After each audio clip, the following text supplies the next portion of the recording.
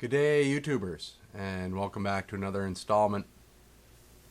Today I'm featuring a Proto 2000 2882 Malley in the USRA design.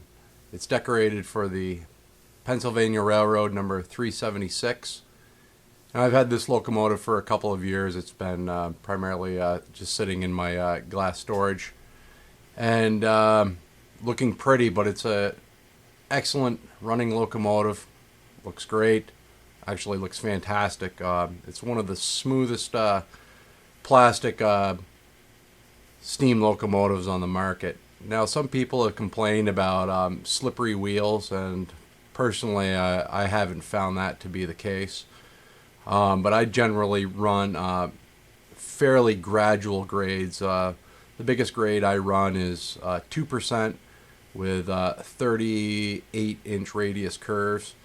But this locomotive is capable of pulling easily about 40-45 heavily weighted coal cars behind it, and it's generally pulling the either 70-ton triple hoppers or the 55-ton World War I vintage type hoppers. But anyways, it's an excellent locomotive. Overall, Walthers really did a nice job with these locomotives.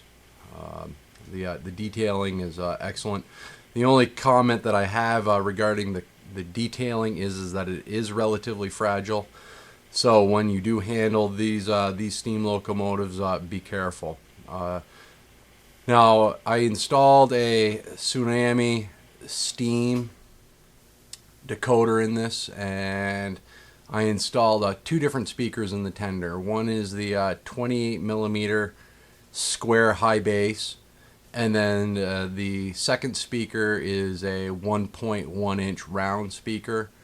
And I put two different speakers in there. One, the high bass for the lower frequencies, and then the regular 28 millimeter round speaker for the higher ones. And I think that combination in this type of locomotive, combined with the Tsunami, gives a good overall spectrum of sound. And over the last day or so, well, not the last day, but yesterday and earlier this morning, I spent some time with this locomotive trying to tune it to its maximum or best smoothest running, and I think I found the happy medium.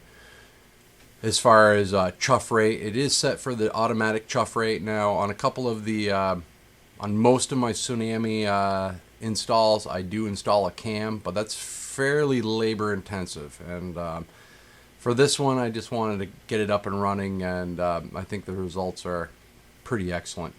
I also weathered this locomotive lightly. It's not a heavy weathering, and I weather my locomotives in two parts. One is using a combination of acrylic paints with an airbrush, and then I seal those acrylic paints in with a dull coat type of overspray, and then after the dull coat is dry, I then go back and I weather it with some weathering chalks. I can't remember this exact name of them right now, but they have an adherent type of property, so when you put it on, they stick. Once I find the happy medium of weathering that I'm looking for, I then overspray another coat of dull coat in order to preserve the